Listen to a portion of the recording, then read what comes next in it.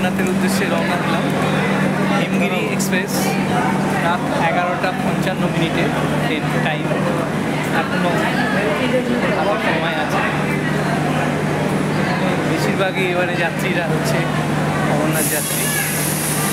আশা করি সবাই ভালোভাবে পৌঁছবো।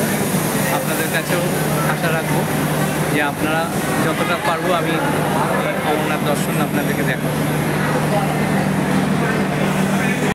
আমাদের ট্রেন এইমাত্র এসে ঢুকলো জম্মুতে, প্রায় 3.5 ঘন্টা লেট। যাই হোক, আমরা অমরনাথ যাত্রার শুরুটা এখান থেকে করছি। জম্মুতে নামলাম 3.5 ঘন্টা। এখন যাব হোটেল নিতে, তারপরে RFI কার্ড নেবো। সেইগুলো করার পরে তারপর আমরা আস্তে আস্তে শ্রীনগরের দিকে বেরোবার চেষ্টা করব। তো জম্মু শহরে আমরা ঢুকলাম, জম্মু তাওয়াই যেটা জম্মু শহর। আর কিছুক্ষণের মধ্যে আমরা চলে যাচ্ছি হোটেল খুঁজতে। তার আগে RFID কার্ডটার জন্য আমরা যাচ্ছি লাইনে।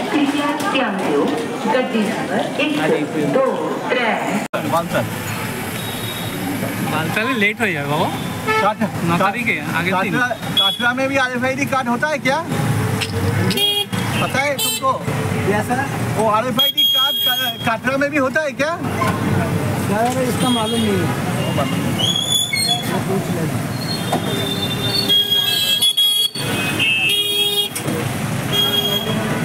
এবার আসা যাক কিছু ডকুমেন্টসের ব্যাপারে, বিশেষ করে এসেনশিয়াল ডকুমেন্টস কী কী লাগে। যেমন মেডিকেল সার্টিফিকেট পুরো লাগে, ভ্যালিড CHC অর্থাৎ অথরাইজড মেডিকেল যাত্রা পারমিটের জন্য এটা লাগে। তারপরে এই পুরো প্রসেসটা হয়ে গেলে তারপরে নিতে হয় ডেট, অর্থাৎ প্রায় অনেকগুলো ব্যাংকের রেজিস্ট্রেশন করা আছে, সেই ব্যাংকের দিয়ে গিয়ে সেখানে আধার কার্ড দেখিয়ে আর এই কমপ্লিট মেডিকেল সার্টিফিকেটটা নিয়ে গেলে ওরা ডেট দেয়। এখনও 2025-এর অমরনাথ যাত্রার এই প্রসেস এখনও চালু আছে, আর এটা চলবে আগামী 9 আগস্ট পর্যন্ত। 9 আগস্ট লাস্ট ডেট। তো এর মধ্যে যাদের এখনও ইচ্ছা আছে তারা এটা করতে পারে।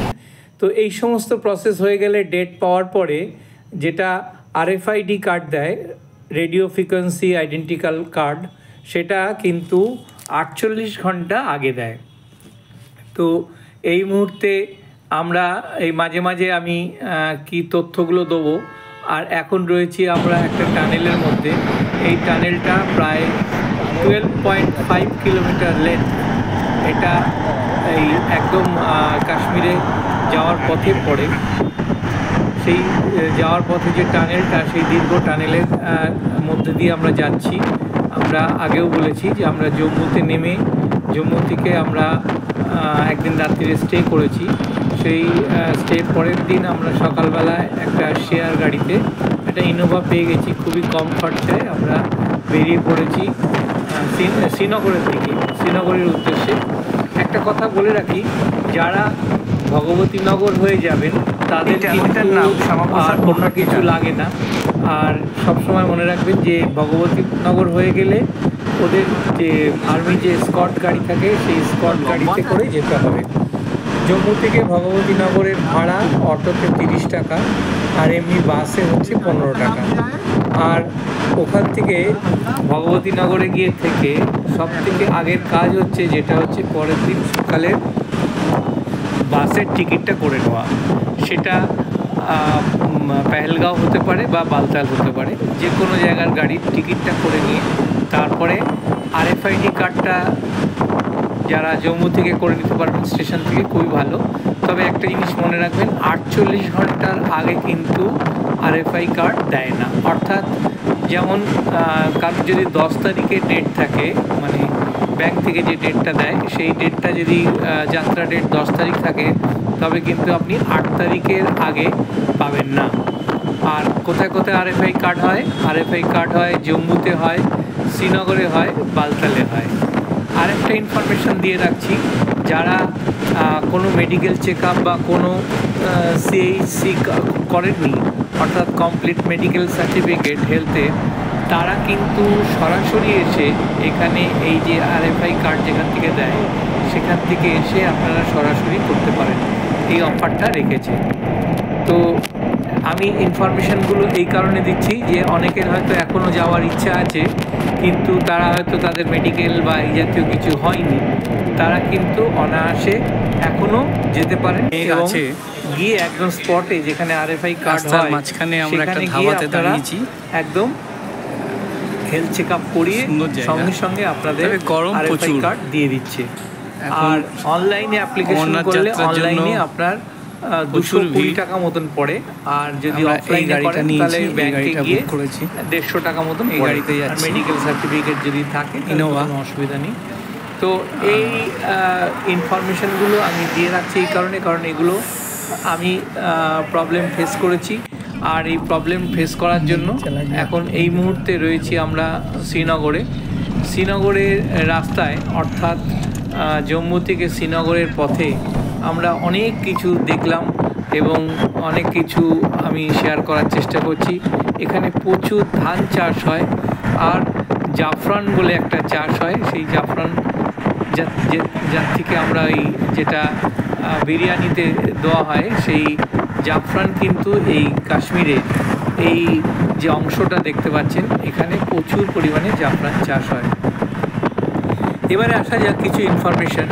সেই ইনফরমেশানগুলো হচ্ছে যে অমরনাথ যাওয়ার যাত্রা কিন্তু 3 জুলাই থেকে শুরু হয়েছে, চলবে আপ টু 9 আগস্ট পর্যন্ত। তো এর মধ্যে যারা এখনও যাওয়ার ইচ্ছা আছে তারা কিন্তু অনায়াসে যেতে পারেন।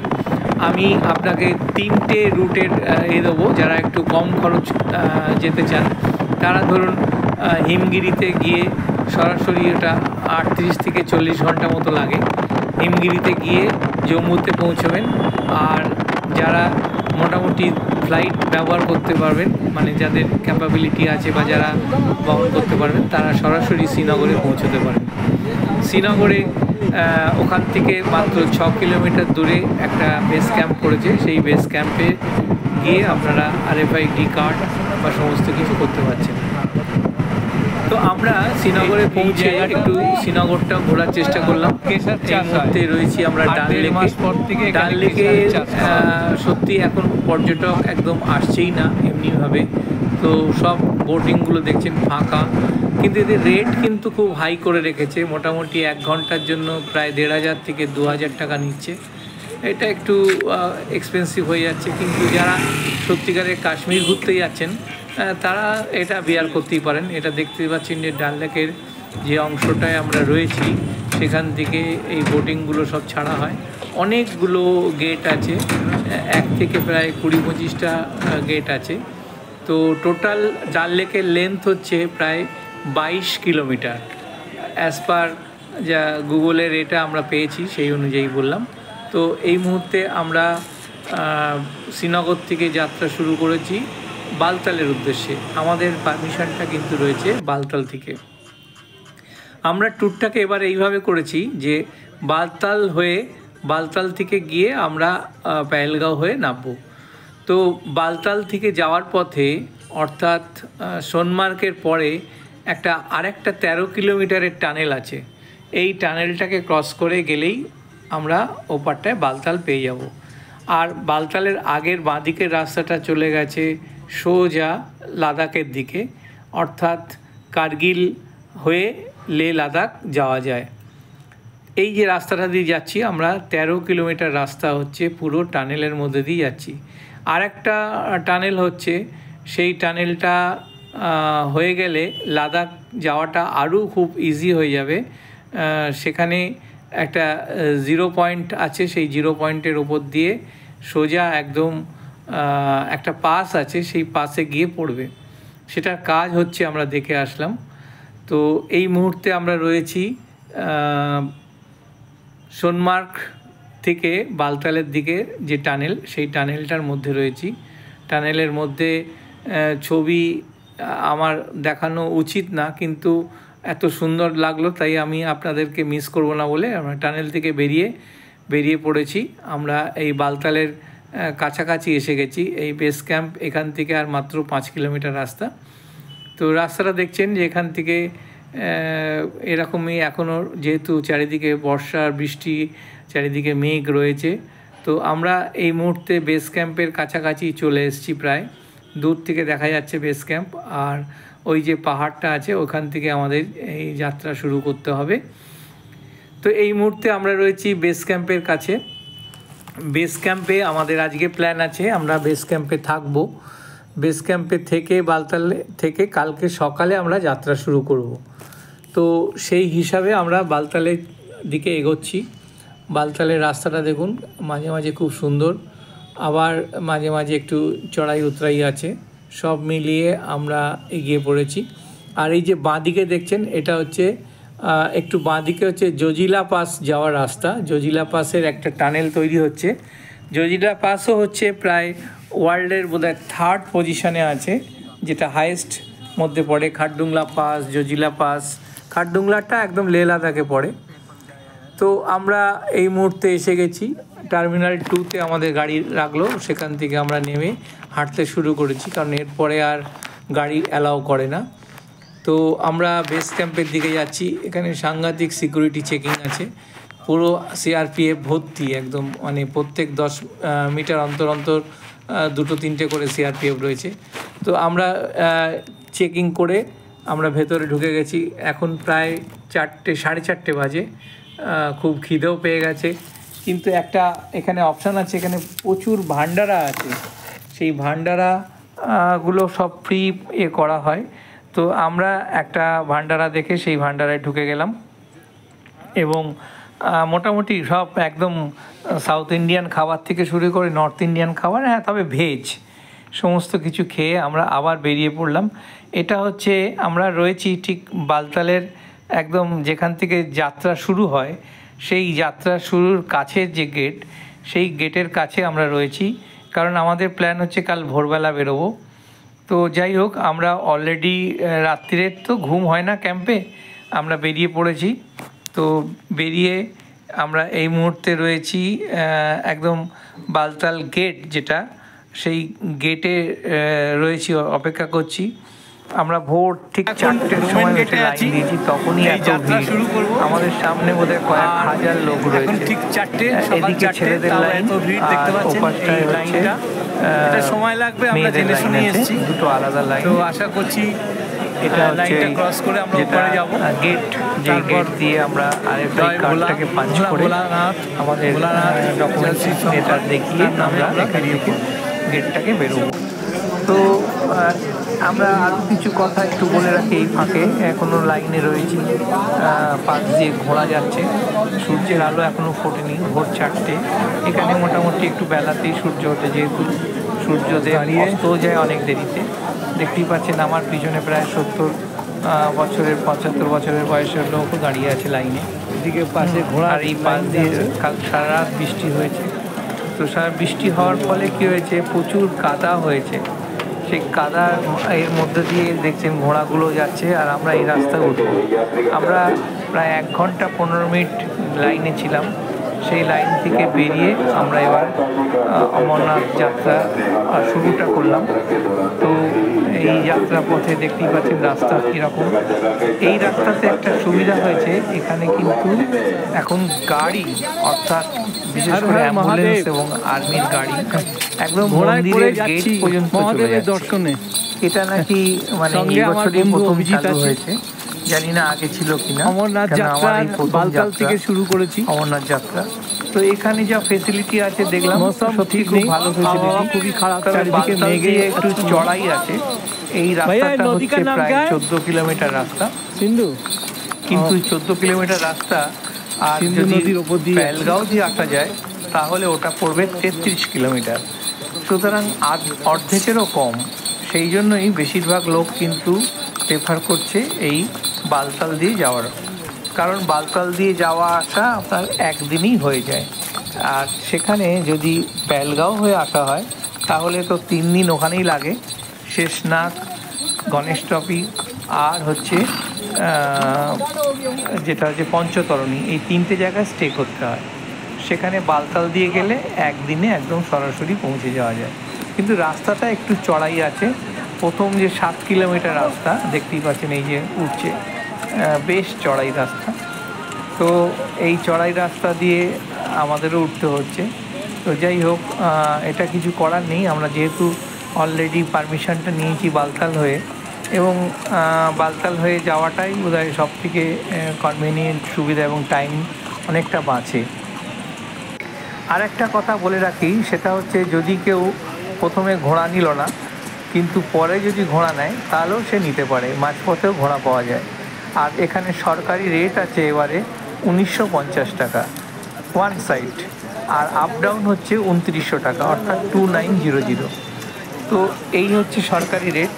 আর একটা জিনিস খুব ইম্পর্ট্যান্ট এবং এটা খুব ভালো কাজ করেছে, সেটা হচ্ছে যদি কেউ ঘোড়ায় যায় বা পিট্টুতে যায় কিংবা পালকিতে যায়, তাহলে তারা কি করবেন, তারা ওই ঘোড়াওয়ালার যে টোকেন আছে, যে কার্ড আছে, সেই কার্ডটা নিজের কাছে রাখবেন একদম পৌঁছে গিয়ে। আর এরা এখানে পর্চিও দিচ্ছে, অর্থাৎ যদি আপনি ঘোড়াতে বা যে কোনো জায়গায় যান, যার মাধ্যমে যান, সেই পর্চিটা নিজের কাছে রাখবেন।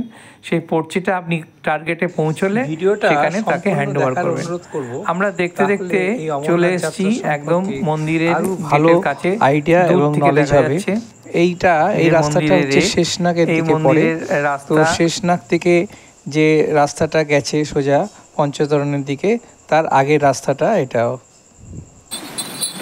সঙ্গম স্থলে দিয়ে যাচ্ছি, এখান থেকে 3 কিলোমিটার হচ্ছে বা অমরনাথ দীক্ষা মন্দির, মাত্র 3 কিলোমিটার। এটা হচ্ছে অমরাবতী নদী, এখানেই সঙ্গমস্থল।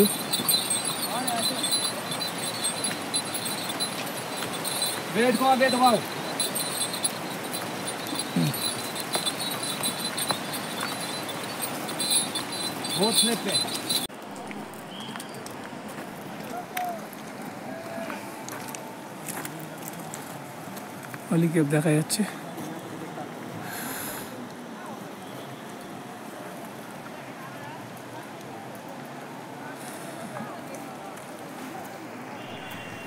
মন্দিরের রাস্তা এখান থেকে আর 1 কিলোমিটার, আর নিচে দিয়ে বয়ে চলেছে অমরাবতী, অর্থাৎ অমর গঙ্গা যেটাকে বলা হয়, এখানকার সবাই অমর গঙ্গা নামেই পরিচিত। ওর উৎসস্থল ওই বাবার পাদদেশ থেকেই এটার উৎসস্থল। তো এই অমরনাথের এই নদীতে স্নান করে অনেকেই পুজো দিতে যাচ্ছে। তো আমরাও সেইভাবে এগিয়ে গেলাম, আস্তে আস্তে এগিয়ে গেছি। একটা কথা বলে রাখছি যে এখানে আমাদের একটা পরিচিত আমারই বন্ধু, তার রেফারেন্সে একজন বিজয় ভাইয়া, যে অলরেডি জম্মু কাশ্মীর পুলিশে কাজ করেন, তিনি আমাদের অনেকটা হেল্প করেছেন। তার কাছে আমরা সমস্ত ব্যাগ ট্যাগ রেখে, সেখানেই জুতো ফুতো রেখে আমরা গেছিলাম মন্দিরে দর্শন করতে। উনি এই মুহূর্তে আজকের দিনে উনি ডিউটিতে আছেন নন্দীগেটে। তো দেখতে পাচ্ছেন যে রাস্তাটা এখানে এসে পৌঁছেছে, সেই একদম বাবার মূর্তি, ওই যে দূরে দেখা যাচ্ছে যে লাল শেড আছে, ওই লাল শেডটাই হচ্ছে অ্যাকচুয়ালি বাবার যে অমর কথা দিয়েছিলেন এখানে পার্বতীকে, মা পার্বতীকে তিনি তার অমর কথা শুনিয়েছিলেন, এবং সঙ্গে দুটো পায়রাও সেই কথা শুনেছিল বলে তারা এখনও অমর। তো আমাদের যদি কপাল ভালো থাকে আমরাও সেই পায়রার দর্শন পাবো আশা করছি। আর অমরনাথ সম্পর্কে আমার বেশি কিছু বলার নেই, কারণ আমি খুব বেশি কিছু জানি না। তবে এটুকু বলতে পারি যে বাবার যদি ইচ্ছা থাকে এবং আপনার যদি ইচ্ছা শক্তি থাকে, তাহলে আপনি অমরনাথ অবশ্যই পৌঁছতে পারবেন। এখানে কোনো তেমন বাধা নেই। আর এবারে সিস্টেম এত সুন্দর করেছে, আপনি যে কোনো ইচ্ছা পালকিতে যেতে পারেন, পিট্টুতে যেতে পারেন বা ঘোড়াতেও যেতে পারেন, কোনো অসুবিধা নেই। আর বালতাল দিয়ে উঠলে একদিনে উঠতেও পারবেন, নামতেও পারবেন। আর যদি পেহেলগাঁও হয়ে আসেন তাহলে আপনার 3 দিন প্লাস আরও 1 দিন, মানে অর্থাৎ 4 দিন লাগবে। এই রাস্তা দেখতেই পাচ্ছেন যে এখান থেকে আমরা এগিয়ে চলেছি, একদম মন্দিরের কাছাকাছি চলে এসেছি। তো অমরনাথ একটা আমাদের কাছে, অমরনাথ যাত্রা একটা সত্যি একটা কি বলবো, আমাদের একটা বিরাট টার্গেট ছিল, অ্যাচিভমেন্ট ছিল। তো এবারে অর্থাৎ 2025 সালে আমরা অমরনাথ পৌঁছতে পেরেছি, এবং অনেক ইনফরমেশান যেগুলো না আসলে জানা যায় না, সেই ইনফরমেশানগুলো আমি আপনাদেরকে দেওয়ার চেষ্টা করলাম। যদি আপনারা এই ভিডিওটা দেখেন বা ভালো লাগে তবে অবশ্যই লাইক করবেন শেয়ার করবেন এবং যারা এখনও যাদের আসার ইচ্ছা আছে তারা কিন্তু অমরনাথ আসতে পারেন।